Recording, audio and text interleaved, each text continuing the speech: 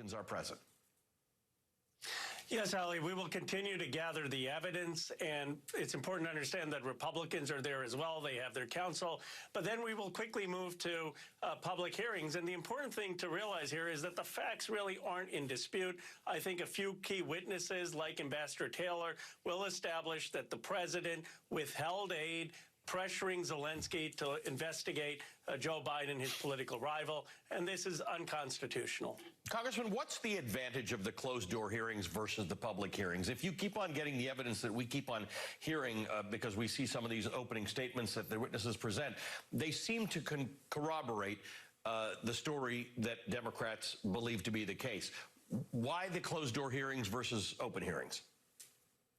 Well, first of all, I think many of the witnesses may not be willing to come and be badgered in front of national television. I mean, the Republican attacks on career civil servants and people who have served our military have been outrageous. And I don't think we would get the same cooperation or the same honesty if we were forcing these individuals to have to testify to millions of people and face the wrath of the President of the United States and the Republicans. But they ultimately will, right? You will. What will happen? You'll take sort of the best of and put them together for public hearings?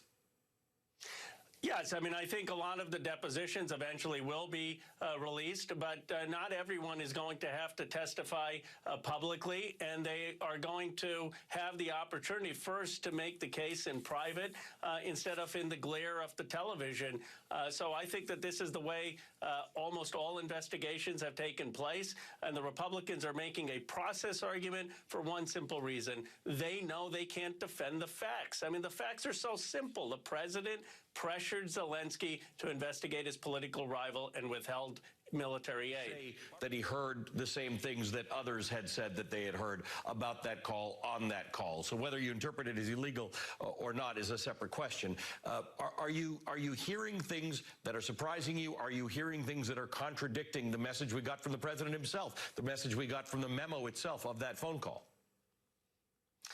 Ali, based on the public reporting, here's what's important to realize. This was not just one phone call by Donald Trump with Zelensky where he misspoke or spoke aggressively. This was a coordinated effort that lasted months by the White House to pressure Zelensky to get dirt on Joe Biden because the president of the White House feared that Joe Biden was the person most likely to beat him, and they were willing to withhold military aid. And what's remarkable is how many people were involved in this scheme. And it's important to realize the Republicans are saying, oh, quid pro quo is just part of normal foreign policy. This is not the president saying, get to the bottom of corruption. This is the president saying, help me beat my political rival who's winning in the polls. We put together with the Europeans this entire strategy of essentially imposing pressure on the Russians, imposing sanctions on the Russians, and providing coordinated support, the United States and Europe, to the Ukrainian government.